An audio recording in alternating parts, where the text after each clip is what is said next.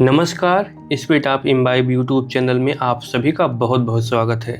यदि आप हमारे चैनल पर नए हैं तो चैनल को सब्सक्राइब कर लीजिए, क्योंकि यह चैनल आपके लिए हर रोज़ लेकर हाजिर होता है बहुत सारी किताबों की ऑडियो बुक्स।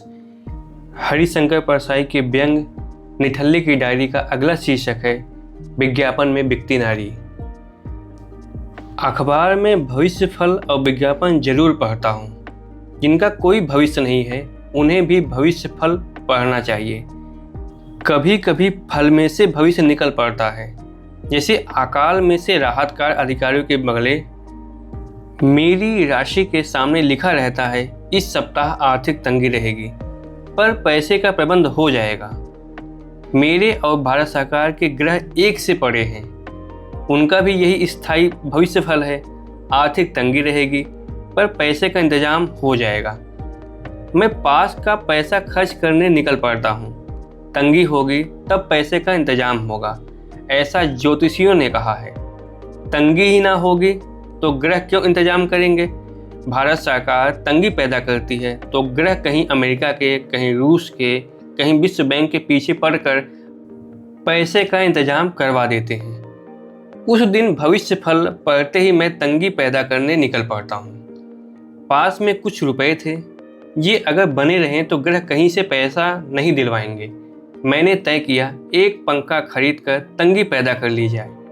मैंने अखबार में पंखों के विज्ञापन देखे। हर कंपनी के पंखे के सामने स्त्री है। एक पंखे से उसकी साड़ी उड़ रही है और दूसरे से उसके केस। एक विज्ञापन में तो सुंदरी पंखों के फलक पर ही बैठी हुई है। मुझे डर लगा कहीं किसी ने स्विच दबा दिया तो। ऐसी बदमाशियां आजकल होती रहती हैं। मैं सुंदरी के लिए बहुत चिंतित हुआ। पिछले साल मेरा एक महीना ऐसी चिंता में कटा था। एक पत्रिका के मुख्य पृष्ठ सजाने के लिए चित्र छपा था। तीसरी मंजिल की खिड़की पर स्त्री पैर लटकाए बैठी हुई है। मैं परेशान हो गया। जरा सा झोंका आए तो यह गिर पड़ेगी। रात को एकाएक नींद खुल जाती और मैं सोचता पता नहीं उसका क्या हुआ, कहीं गिर तो नहीं पड़ी। अगला अंक जब आया और मैंने देख लिया लड़की उतर गई है, तब चैन आया। सोचा यही पंखा खरीद लूं, स्त्री को उतार कर घर पहुंचा दूं और कहूं बहन जी इस तरह पंखे पर नहीं बैठा करते, पंखे तो बिक ही जाएंगे, तुम उनके लिए जान जोखिम में क्यों डालती हो। मैंने बहुत पंखे देखे, किसी के सामने कोई पुरुष बैठा हुआ हवा नहीं ले रहा है। कोई पंखा कोई पुरुष इसलिए क्यों खरीद ले कि उससे सुंदर स्त्री की साड़ी उड़ रही है। अगर उसका पुरुष से कोई असर ना हो धोखा हो जाएगा। लेकिन कमोवेश हर चीज़ का यही हाल है। टूथपेस्ट में इतने विज्ञापन हैं मगर हर एक में स्त्री ही है, उजले दांत दिखा रही है। एक भी ऐसा मंजन बाजार में नहीं है जिसमें पुरुष के दांत साफ हो जाएं। या कहीं ऐसा तो नहीं है कि इस देश का आदमी मुंह साफ करता ही नहीं। यह सोचकर बड़ी घिन आई कि ऐसे लोगों के बीच में रहता हूं जो मुंह भी साफ नहीं करते। इस विज्ञापन में लड़के ने एक खास साइकिल ली है। पास ही लड़की भी खड़ी है, बड़े प्रेम से उसे देखकर मुस्कुरा रही है। अगर लड़का दूसरी कंपनी की साइकिल खरीद ले तो लड़की उसे कहती है हटो, हम तुमसे नहीं बोलते, तुमने अमुक साइकिल क्यों नहीं ली। यह एक और लड़की है जो प्रेमी के साथ सिगरेट पिलवा रही है। वह सिगरेट पी रहा है और यह मुग्ध भाव से देख रही है। तू यह मत समझ लेना कि मैं तेरे रूप और गुण पर मुग्ध हूँ, मैं तो इसलिए तुझसे प्यार करने आई हूँ कि तू यह सिगरेट पीता है। ये 4-5 सुंदरियाँ उस युवक की तरफ एकटक देख रही हैं। सुंदरियों, तुम उस युवक पर क्यों मुग्ध हो? वह सुंदर है इसलिए नहीं, वह अमुक मिल का कपड़ा पहने हैं इसलिए। वह किसी दूसरी मिल का कपड़ा पहन ले तो हम उसकी तरफ देखेंगे भी नहीं। हम मिल की तरफ से मुग्ध होने की ड्यूटी कर रहे हैं। सुंदरी को ट्रक और टायर से क्या मतलब। मगर इस विज्ञापन में ट्रक खड़ा है, ट्रक के मालिक सरदार खड़े हैं, एक टायर रखा है और सुंदरी इशारा कर रही है कि वह टायर लाओ। यह बात बर्दाश्त नहीं की जा सकती।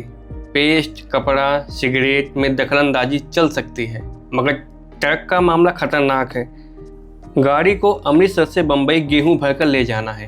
अगर स्त्री के कहने से रद्दी टायर लगा लिया और वह कहीं बीच जंगल में धोखा दे गया तो सरदार जी का क्या होगा? इसकी जिम्मेदारी कौन लेगा? मैंने कोई विज्ञापन ऐसा नहीं देखा जिसमें पुरुष स्त्री से कह रहा हो या साड़ी या स्नो खरीद लो। अपनी चीज़ वह खुद पसंद करती है मगर पुरुष की सिगरेट से लेकर टायर तक में दखल देती है। ऐसा लगता है सारी अर्थव्यवस्था पर नारी सौंदर्य ने कब्जा कर रखा हो। मैं यह नहीं जानता स्त्रियां इन विज्ञापनों में अपने रोल के बारे में क्या सोचती हैं, मगर इनसे ये निष्कर्ष निकलते हैं।